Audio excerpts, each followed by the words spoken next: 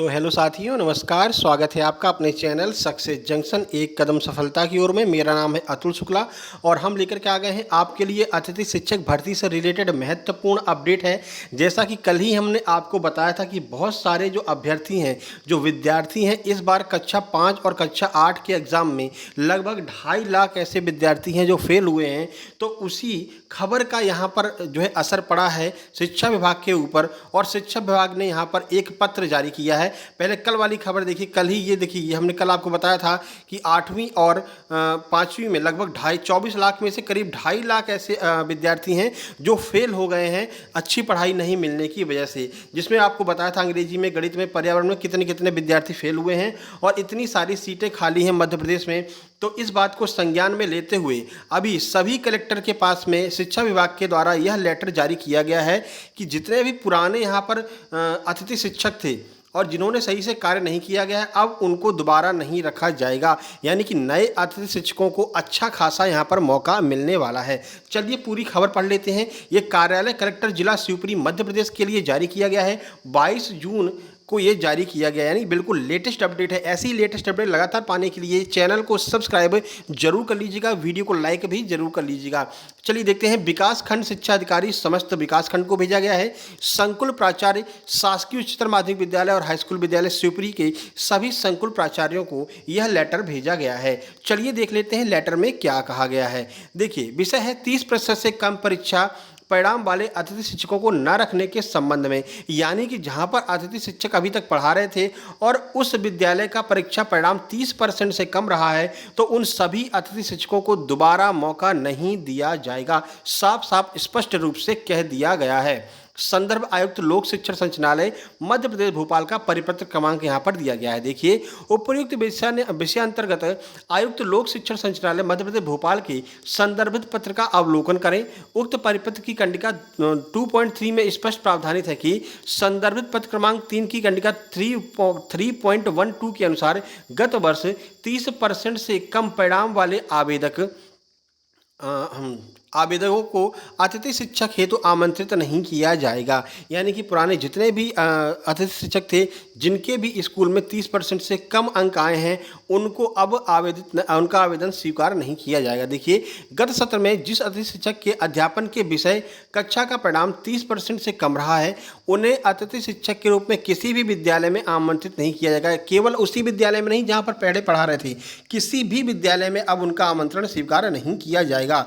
यदि पैनल के अनुसार अतिथि शिक्षक आमंत्रित किए जाते हैं, तब भी उसके द्वारा पूर्व की सालों में किए गए अध्यापन का परीक्षा परिणाम देखा जाए। यदि परीक्षा परिणाम 30% से कम रहा है, तो उन्हें भी अतिथि शिक्षक के रूप में विद्यालय में आमंत्रित नहीं किया जाएगा। यानी कि जो भी नए कैंडिडेट यहाँ पर अप्लाई कर रहे हैं और उनके पास में जो आपकी कहते हैं कि अगर जैसे 2 या 3 वर्ष उन्होंने पढ़ाया है, तो जिस स्कूल में उन्होंने पढ़ाया है उस स्कूल में कैसा परिणाम रहा है उनका, ये भी देखा जाएगा। अगर वहाँ पर भी उनका परीक्षा जो परिणाम है वो 30% से कम रहा है, तो उनको भी नहीं रखा जाएगा। ये संकुल प्राचार्यों की जिम्मेदारी होगी। देखिए, उक्त आदेश का कड़ाई से पालन करना सुनिश्चित करें। यदि उक्त आदेश की विपरीत स्थिति पाई जाती है, तो संबंधित संकुल प्राचार्य की जिम्मेदारी नियत की जाएगी। यानी कि अगर 30% से कम रिजल्ट आया है और फिर भी आपने उस अतिथि शिक्षक को अपने स्कूल में ज्वाइनिंग दे दी है, और तो उसके खिलाफ कार्रवाई की जाएगी। उसकी जिम्मेदारी संकुल प्राचार्य की होगी। ठीक है। तो अब जितने भी नए कैंडिडेट हैं, जिन लोगों ने अपना अनुभव प्रमाण पत्र लगाया है, अनुभव प्रमाण पत्र अगर आप लोगों ने लगाया है, तो वो अनुभव प्रमाण पत्र के आधार पर आपने कहीं पर अप्लाई किया है, तो आपको जहाँ का आपने अनुभव लगाया है उस विद्यालय में जाकर के संकुल प्राचार्य की यह जिम्मेदारी होगी पता कराए कि इसका अध्यापन कार्य कैसा रहा है। क्या 30% से कम यहाँ के विद्यार्थी पास हुए हैं, तो भी जो भी अनुभव प्रमाण पत्र लगाया होगा उनको भी अनुभव प्रमाण पत्र, साथ ही साथ में उनका भी आवेदन स्वीकार नहीं किया जाएगा। यानी कि नए कैंडिडेट भी आप लोग भी ध्यान दे लीजिए भाई, आपने अगर अनुभव प्रमाण पत्र लगाया है तो आपके लिए भी ये रिस्क हो सकता है। बाकी जितने फ्रेशर्स हैं जिन लोगों ने अभी हाल ही में आपका जो एमपीटेट का एग्ज़ाम हुआ था उसको पास किया है, तो वो लोग अपना सीधे जाकर के अप्लाई कर सकते हैं। अब इससे क्या होगा, इससे ये होगा कि जितने पुराने शिक्षक हैं जो अभी तक स्कूलों में जा नहीं रहे थे, खाली घर पर बैठे थे और उनका काम यहाँ पर चल रहा था, लेकिन इसका असर जो है वो वहाँ के विद्यार्थियों पर पड़ा और वो विद्यार्थी पढ़ाई नहीं कर पाए और 30% से भी कम विद्यार्थी वहाँ पर पास हुए हैं। ऐसे में उन घर बैठे हुए सभी अतिथि शिक्षकों को अब उनकी उम्मीदवारिता निरस्त कर दी जाएगी और उनको किसी भी स्कूल में ज्वाइनिंग नहीं मिलने वाली है। ठीक है, तो जो लोग नए ज्वाइन करेंगे उन लोगों के लिए भी बता दें कि भाई आप लोग भी मेहनत कीजिएगा, डेली स्कूल में जाइएगा, बच्चों को पढ़ाइएगा, नहीं तो अगली बार आपकी भी उम्मीदवारिता समाप्त कर दी जाएगी। ठीक है, बाकी 25 तक पोर्टल खुला हुआ है, 25 जून तक आप आवेदन कर सकते हैं। कल वाले वीडियो में कमेंट में एक प्रश्न पूछा गया था कि सर कब से हमें यह पता चलेगा कि हम स्कूल में कब से अप्लाई कर सकते हैं, तो 28 से 30 जून के बीच में 28 से 30 जून के बीच में आपको देखने को मिल जाएगा कि कहाँ पर कितनी सीटें खाली हैं और आप प्राचार्य के पास में जाकर के वहाँ पर अपना ज्वाइनिंग कर सकते हैं।